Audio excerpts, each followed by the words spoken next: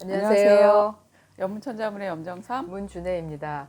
자, 오늘은 제 60강, 드디어 이제 60대로 저희가 했습니다. 60번째로 강의를 하게 되었습니다. 네네. 자, 60강, 기집, 분전, 역취, 군영, 이 8글자를 배워보겠습니다. 60강쯤 오니까 뭐 이미 전에서부터도 조금 이건 너무 낯설다 이런 생각이 드는데 오늘도 역시 구절이 굉장히 낯설죠? 네. 자, 한 글자씩 좀 먼저 설명을 해주시죠. 기집, 분전의 기자는 이제 이미 기자, 집자는 모일 집자, 그 다음에 분자는 무덤 분자, 전자는 법 전자입니다.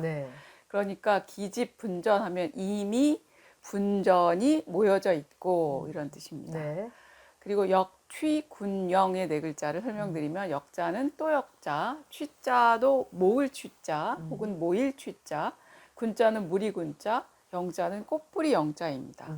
여기서는 문장으로 번역을 해드리면 역 또한 모여 있다. 무리는 이제 많은 사람들이란 뜻이죠. 영자는 여기서는 꽃이라는 뜻이라기보다는 영재, 영웅, 훌륭한 사람들 말합니다. 그러니까 많은 영웅들이 또한 모여 있다 이렇게 해석됩니다.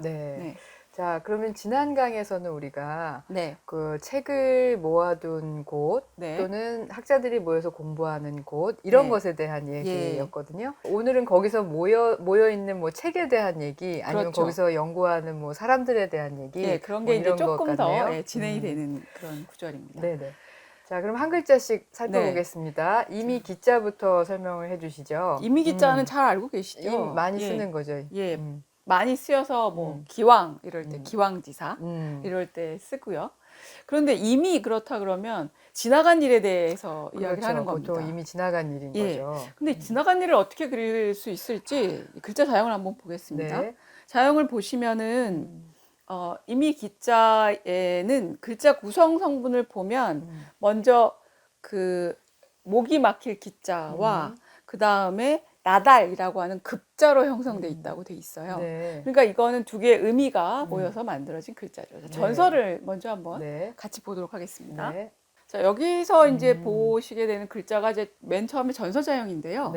자, 오른쪽에 있는 모양이 기자라고 아까 하셨는데 모양이 조금 다르네요. 지금에 쓰는 글자 모양하고. 지금은 요 모양을 마치 획 2개를 이어놓은 것처럼 이렇게 쓰고 가운데 이제 사람인 발 밑에 발 모양으로 그렇게 그려놓았죠. 자, 왼쪽에 있는 것은 무엇일까요? 글쎄, 그 글자가 이제 아까 나달급이라 그러셨으니까 무슨 나달이면은 밥, 알, 뭐 이렇게 쌀, 뭐 곡식의 알곡이라는 뜻이죠. 근데 그것만을 갖고는 이미 기자를 잘 이해할 수 없으니까 자, 이번에는 이제 근문자형, 고문자 자형을 같이 한번 보겠습니다. 자, 요게 그 이미 기자, 목멜 기자라고 하는 그 오른쪽에 있었던 성분입니다. 사람의 모습이 확실하게 보이는 것 같아요. 사람의 모습이 보이죠. 근데 여기에 보이는 건 머리에 입이 달려 있는 거고 입이 뭔가 가운데 쪽을 향하지 않고 바깥쪽을 향하고 있습니다. 그 앞에 뭐가 있는데요. 이게 뭘까요? 이 글자가 아까 그 글자하고 연상을 해보면 사실 나달이라고 하면 이제 밥을 짓는 그 곡식을 의미한다 그러면 밥그릇에 밥이 담겨 있는 모습? 그렇게 해석을 합니다. 그래서 이거는 밥그릇을 뭔가 음식물을 담고 있는 그릇입니다. 근데 그릇을 앞에 두고 사람이 꿇어앉아 있는데 머리를 돌리고 있어요. 그죠? 밥을 다 먹은 거군요. 그렇습니다. 밥을 먹는 일을 이제 끝내고 머리를 돌리고서 다른 일을 하려고 하는 거죠. 그렇다면 여기서 마치다, 그래서 지나간 일이다. 이런 뜻을 표현하는 글자가 재미있게 표현했네요. 사실 한자로 이미 지나간 걸 표현한다는 게 참 쉬운 일이 아닌데 이게 밥을 먹고 이미 다 먹어서 고개를 돌리고 있다. 굉장히 재미있는 표현인 것 같습니다. 똑같이 재미있는 글자가 있습니다. 구조는 거의 같은데 아주 한 끗 차이로 다른 글자가 되는 글자가 있어요. 그게 바로 뭐냐면 여러분이 이제 그 보게 되실 곧즉자입니다. 곧즉자인데 곧즉자의 고문자형을 보시면 딱 요 이미기자랑 뭔가가 차이가 딱 느껴집니다. 자, 한번 보실까요? 확실한 차이는 방향이 차이가 있네요. 그렇죠. 네. 왼쪽에 있는 거 역시 마찬가지로 음식을 담고 있는 식기입니다. 오른쪽에 있는 것 역시 아까 보신 것처럼 사람이 그곳을 향해서 꿇어앉아 있는데 이번에는 돌린 머리가 없죠. 네. 이제는 그냥 밥을 먹으러 가는 것 같은 모습인데요. 맞습니다. 그러면? 그래서 직자는 어디로 나아가다 곧 그렇다 이제 막 뭐뭐 하려고 하다 이런 뜻을 가지고 있어서 아까 보신 이미 기자와 자형상의 아주 미세한 차이로 인해서 의미 차이를 가지게 되었습니다. 진짜 한 끗 차네요. 이 네. 방향을 일로 볼 것인가 절로 볼 것인가. 네, 그렇죠. 그거에 따라서 의미가 확실히 달라지네요. 그래서 같이 보셨고요. 이미 기자를 이제 설명을 드렸으니까 그 다음 글자를 이제 설명을 네. 드리겠습니다. 자, 그 다음에 보실 글자는 모을 집자입니다. 모일 집자, 모을 집자 이렇게 그렇죠. 해석이 모이다, 되는데, 모으다. 어딘가에 많은 것들이 한 자리에 모여 있는 거죠. 그죠? 그렇다면 자, 여러분이 보고 계시는 이제 자연 가운데 설문의 소전에서는 네. 그 아랫부분에서 그 보일 수 있는 가장 중요한 성분이 있습니다. 네, 아래는 이제 나무 목자가 보이고요. 맞습니다. 네. 그 위에 보이는 것들은 무엇일까요? 그 위에는 이제 새가 있는데요. 네. 지금하고 참 다른데요. 지금은 하나가 그려져 있는데 네, 지금 소전에는 세 개가 그려져 있어요. 맞습니다. 예. 원래는 그 새 추의 모양이 세 개가 모여져 있는 게 집자의 원래 모양이에요.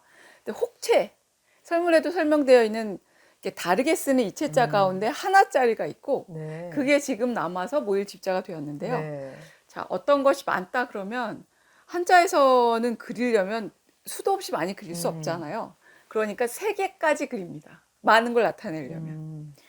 여기도 새가 세 마리 있으니까 딱 달랑 세 마리만 앉아 있다고 많다고 하는 게 아니라 나무를 가득 메울 정도로 새가 많이 모여 있는 거죠. 네. 자, 그 모양이 갑골문의 모양을 보시면은 더 알 수 있습니다. 새가 더욱 분명하게 예, 새가 더욱 딱 보이네요. 분명하게 보이고 가지가지마다 앉아 있는 것으로 네. 보입니다. 네, 그러네요. 그렇죠? 그러면 제가 옛날에 어딘가 텔레비전 프로를 보다가 이렇게 만이나 순천만이나 이런 곳에 철새들이 도래하는 때가 되면 정말 하늘을 가득 메운 새떼가 몰려듭니다.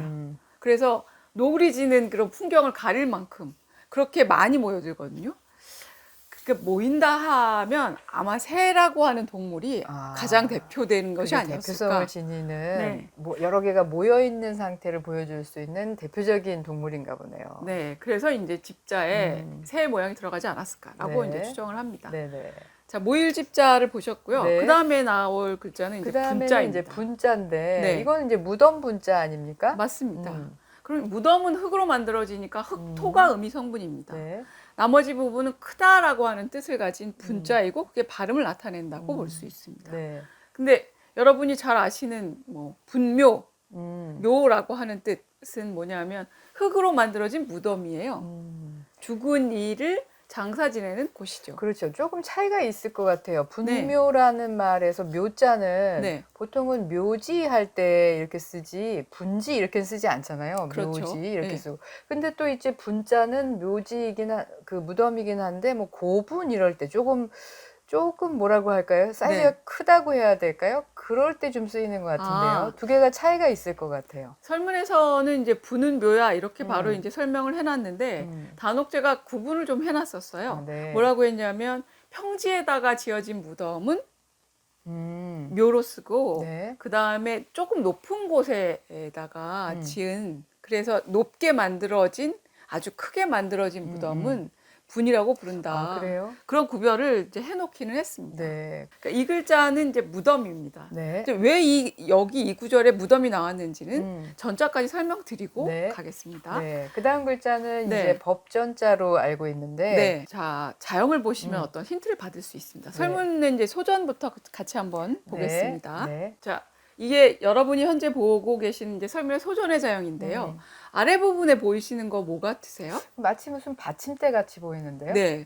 자, 그러면 위에 부분에 보이는 이건 건 제가 뭐라고 확실히 생각해요? 압니다. 이건 책을 의미하는 아. 글자의 옛날 모양. 그럼 요 아래에 있는 건 마치 그럼 책을 놓아두는 책상인가? 그렇죠. 그럼 책을 책상 위에 받쳐놓는 놓아두는 책만이 법이 될 만한 그런 문헌일까? 아니, 귀한 거니까 받쳐놨다 뭐 이렇게 생각할 수도 있지 않을까요? 그런데 이제 고문자를 한번 보시면 아랫부분이 어떻게 변했는지 이게 이제 힌트를 받으실 수 있습니다.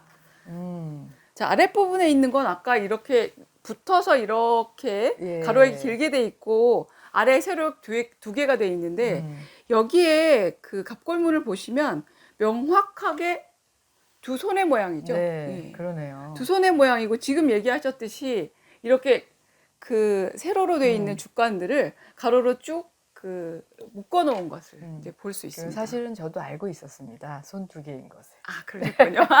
그렇지만 소전의 자역만 봐서는 마치 그렇죠. 네, 그런 오해를 할 수가 있죠. 보이기도 해요. 원래의 자역은 손으로 받들어서 모실 만한 귀한 문헌인 거죠. 그러니까 진짜 네. 귀하다는 귀한 책이라는 느낌이 들고 네. 예전에 아마도 귀한 책은 법률을 적어놓은 책이 아마도 귀했을 가능성이 있으니까 네. 그래서 법전 뭐 이런 의미도 있나 보네요. 그렇죠. 그래서 우리가 경전 할 때 전자를 쓰죠. 네네네. 그리고 이제 그 아주 오래 전부터 내려와서 지금까지도 우리에게 영향을 주는 책을 고전이라고 하죠. 그렇죠. 예, 고전을 읽어야 된다 이런 말 네. 하죠. 뭐 서양의 고전, 동양의 고전 이렇게 고전을 읽어야 된다 이렇게 얘기하죠.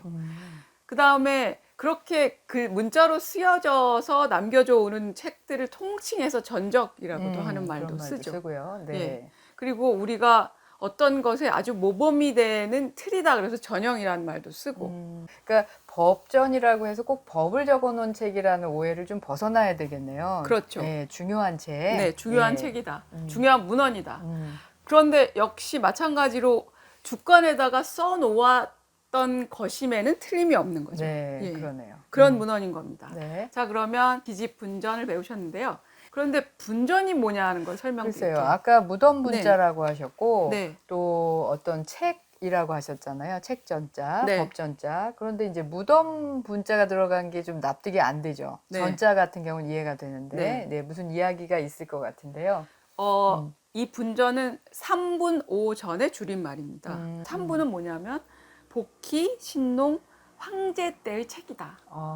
그럼 중국의 아주 고대의 제왕이라고 알고 있는 그때의 책이라는 얘기네요. 그렇죠. 5전은 뭐냐? 요순을 포함한 5명의 아주 훌륭한 왕들의 전적을 기록해 놓은 책이다. 네. 그러니까 구체적으로 누구의 책 뭐 이렇게 한다기보다는 네. 아주 옛날부터 전해져 내려오는 귀한 책이다. 네. 그렇게 그냥 이해하는 게 좋을 것 같습니다. 다음 네 글자를 볼 텐데요. 네. 역자부터 볼까요? 역자는 이제 간단합니다. 가운데 보시면 큰 대자가 보이고요. 네. 큰 대자 옆으로 이렇게 점을 2개 찍어놨습니다. 양 옆에 마치 네. 이렇게 팔을 벌리고 이 부분에 이렇게 점을 찍은 것 같은데요. 네, 그래서 설문에서는 아예 그거를 사람의 양 그 겨드랑이다. 지금 쓰는 겨드랑이 액자 있잖아요. 발음도 역액 이렇게 통하죠. 발음이 옛날에 비슷하죠? 아마 그 글자였다라고 해설합니다. 학자들은. 네. 근데 지금은 겨드랑이라는 의미는 안 쓰이고 또 역자로 또한 이런 뜻으로 쓰이죠. 예. 또한 이미 갑골문의 시대부터 이 글자는 또한이라고 가차돼서 쓰였던 글자입니다. 네. 자, 그 다음에는 이제 취자인데요. 네, 취는 취자입니다. 이것도 모을취라고 네. 보통 음과 훈을 네. 그렇게 설명하잖아요. 이건 뭘 모은 걸까요? 자, 모을 취자의 발음 성분은 뭐겠어요? 그렇다면? 이거는 위에 있는 취할 취자에서 온 것을 분명하게 네. 알 수 있을 것 같아요. 자, 그 아랫부분에 있는 소전의 자영에서 뭐가 예. 보이십니까? 이거는 이제 사람의 모습인데요. 네. 사람이 여기도 또 3명이 있네요. 그렇죠. 예. 한 사람이 아니고 둘이 아니고 셋이면 많다는 뜻이죠. 맞습니다. 네. 그러니까 많은 사람들이 모여 있는 겁니다. 자, 이렇게 해서 취자가 만들어졌는데 한번 참고해서 이제 네. 보여드릴 텐데요. 무리 중자 있잖아요. 네네. 무리 중자도 역시 사람이 네. 세 사람이 들어가 네, 있습니다. 취자하고 취자의 밑부분과 중자의 밑부분이 같으네요. 그러네요. 네. 네. 그래서 이게 그 무리 중자와 모일 취자는 구성 부분이 같고 사람이 한 사람이 아니라 세 사람이 모여 있음으로 해서 많은 사람이 모인다는 뜻을 가진 글자. 근데 지금은 여기서 이제 사람인 셋을 보기가 어려운데 자양이 많이 변했군요. 그렇죠. 그 다음 글자 볼까요? 군자인데요. 네. 이것도 이제 무리 지을 군자, 무리 네. 군자. 네. 여기도 역시 형성자입니다. 그러면 어떤 게 발음 성분이죠? 군이 발음 정했죠. 임금 군자. 네, 맞습니다. 그럼 나머지 부분은 뭘까요? 양자인데 이건 양양자인데요. 네, 여기가 그렇죠. 이제 어떤 의미가 주어져야 될까요? 물이 그러면 또 역시 한두 마리가 아니고 하여간 개수가 여럿인 경우를 말하는데 왜 양을 집어넣었을까요? 그래서 양도 사실은 그 유목민족들이 양을 칠 때 보면은 네. 한두 마리는 아니죠. 떼로 몰고 다니니까. 그렇죠. 예, 떼 지어 다니는 양은 거. 호랑이처럼 홀로 다니지 않죠.